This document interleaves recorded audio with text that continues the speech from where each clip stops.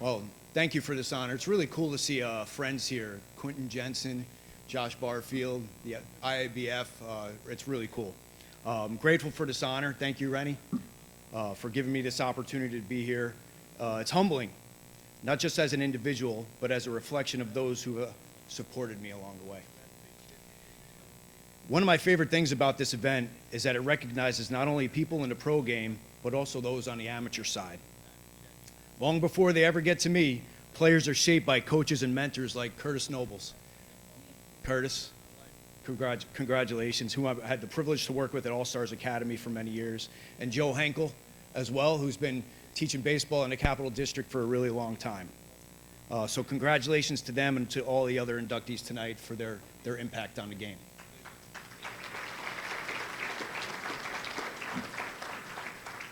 You know, baseball and life have taught me countless lessons over the years. As I reflect on my journey, I realize just how much I've learned both on and off the field. Tonight, I'd like to share some of those lessons with you as they've not only shaped my career, but also the person I've become. My first job in the big leagues was with the Cleveland Indians, now the Cleveland Guardians. And it was an incredible opportunity to be on Terry Francona's staff. I was pumped. I was really excited to talk shop with Tito, and I couldn't wait to get it going. And one day he called me into his office, and I'm like, this is it. This is my chance. This is my chance to shine here. We're gonna talk pitching. And I sat down, and Tito looked at me. He said, hey, Sween, you know that really thick cardstock? I said, yeah, I do. He's like, can you go get me some? I'm out. So off I went, hunting down the cardstock, and from that day on, I became the unofficial keeper of Tito's office supplies, making sure he always had the proper cardstock because he always needed it, and that his printer was working properly.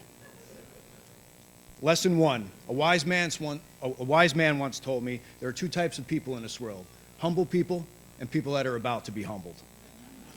No job is too small, no matter your title or role. It taught me the importance of staying humble, putting your head down, and letting your work, however big or small, speak for itself. Speaking of hard work, I want to take a moment to recognize someone who's had a huge impact on me, my dad, Ed Sweeney, who's here tonight.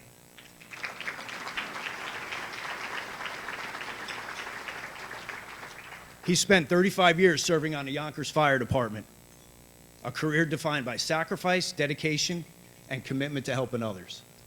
Watching him in action inspired me to follow in his footsteps as a volunteer firefighter at the West Crescent Fire Department in Clifton Park.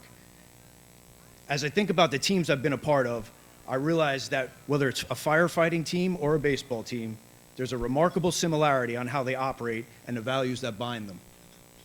Leadership, communication, performance under pressure, and having each other's backs on and off the field, and devoting to a common purpose. Lesson two, there's power in team. Two of my favorite quotes capture that perfectly. The strength of the wolf is in the pack, and team is more powerful, smart, and resilient than even the most talented individual. I wouldn't be standing here today without the love and guidance of my incredible parents. My mom, who's no longer with us, was the embodiment of courage, loyalty, and unconditional love. She'll always be the wind beneath my wings, and I'll feel her presence every day. My dad, he's always been a pillar of strength and wisdom, and one lesson he taught me has stuck with me throughout my life. Back in Yonkers, we're shoveling some snow, because that happens, right? That happens around here. And I was on the side of the house, and I thought I was finished. And I had my dad come around, and he pointed out a small section that I had missed. And he said, why didn't you finish that? And I said, Dad, nobody really even walks over there. He said, Brian, don't do any job half-ass. You remember that, Dad? All the time. Finish what you started. Lesson three, embrace discipline and pay attention to the details because you'll be happy with what those details produce. Another big part of my team has always been my beautiful sisters who are here tonight as well. Christine and Karen. Legend has it that they're the ones that fueled my fire for baseball. Back when we were young, growing up on Somerville Place in Yonkers, they used to throw me wiffle balls, and I tried to hit it with that big red bat. You remember those big red bats? They eventually gave up when I hit a few of them off the deck. It didn't happen often, but they never stopped supporting me. We share a special relationship bonded by love and constant support. I can honestly say that I wouldn't be standing here without them by my side cheering me. Lesson 4, never forget the people who have been there for you from the beginning, the ones who encouraged you to achieve your dreams. Speaking of dreams, when I was young, my mom took me to a doctor for a checkup, and I still remember this guy's name, Dr. Wojcik, right? Dr. Wojcik. During the visit, he asked me, "Hey, Brian, what are you going to do when you get older?" And without hesitation, I said, "I'm going to be a professional baseball player." And he looked at me and said, "Do you have a plan B?" Lesson 5. When someone doubts you or tells you that you can't achieve something, you let that fire in your belly burn brighter and stronger. Ava and Mia, my daughters, this is for you. Nobody can take away what you have on the inside. Your heart, your thoughts, your will, your determination, that can't be taken out of the game. Others may try to crush it and steal it, but ultimately you guys have the final say in what happens. Hold on to your dreams and never let anyone tell you otherwise. Speaking of my ladies, my wife Connie and my daughters Ava and Mia, they couldn't be with us in Atlanta when we clinched. So I made sure that they're going to join us in Baltimore to experience that playoff atmosphere. After winning the wild card series, there was nothing that was going to keep me from sharing that moment with them. So champagne soaked and with security yelling at me, I ran up the concourse stairs to meet them in the stairwell, creating a memory I could never forget. Lesson 6, have a bucket list. And when you achieve something on it, celebrate it. In 2023, my first season with the Royals, we're having a tough year, and humor, I learned, can be a powerful tool to get us through those moments. I usually stand next to Matt Quatraro, a Hall of Famer himself here, and we talk often during games. And one inning stands out in particular. Our pitcher was having a rough go of it. Man, he's throwing balls off the backstop. He's walking guys. It's just one of those nights. Q looks over at me and he says, "Hey, Sween, did I ever tell you you're doing a hell of a job with this guy?" I looked over him. I laughed my ass off. Lesson 7. Accountability, humility, and a little vulnerability are a big part of life. Being able to take a joke without getting offended allows us to learn, laugh, and grow. Looking back on my journey, I realized that each experience, each person, and each lesson was a dot leading me to this moment. I learned to be reliable, just like you, Dad, Christine, Karen. Don't look at me, Connie, Ava, Mia. My in-laws are here. My friends are here. I want to empower the people around me and serve them by being authentic, honest, and consistent. And I want to do that by being right by their side, just like you guys have been by my side. I also want to keep growing and learning, right, girls? Right? I'm fully committed to being loyal to my team, and we're going to teach each other how to take a punch, get up from a punch, avoid a punch, and sometimes we got to throw some punches, right?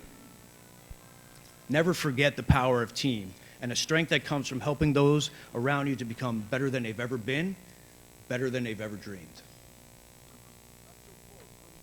I can't end tonight without speaking to the most important part of my team, my family. My wife, who has been my rock through all of the ups and downs, don't look at me like that, is the backbone of our family. She has supported me through long seasons, countless road trips, and the highs and lows of a baseball season. Her love, strength, and unwavering support have been a foundation that has allowed me to chase my dreams. Connie, thank you for standing by my side, believing in me, and keeping our family strong. And to my beautiful daughters, Ava and Mia, you're the greatest gift I could ever ask for. Watching you grow and chase your own dreams has been really rewarding for me. You three are my everything, my heart, my home, my greatest achievement. Thank you for sharing this moment with me tonight.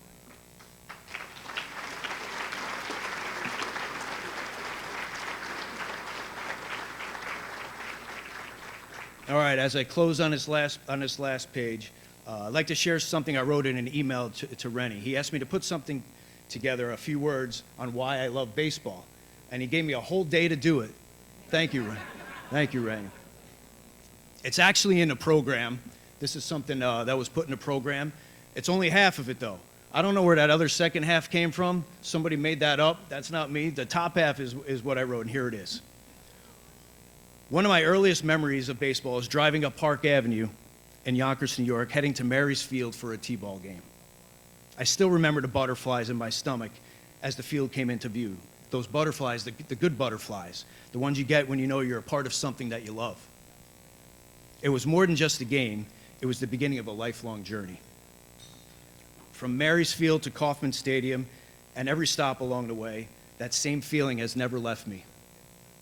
For 28 years, I've had the incredible privilege of calling baseball my job and of waking up every day to be a part of something bigger than myself. At its core, baseball is more than wins and losses. It's about connection, shared purpose, and inspiring one another. I've seen how baseball brings people together, how it can lift a community, rally a city, and remind us all the power of team. With that privilege comes responsibility. Responsibility for sure. And as stewards of the game, we have a duty to leave baseball in a better place than we found it. We owe it to the next generation of players and fans to protect the legacy of this game and the value it represents. Thank you for this honor tonight.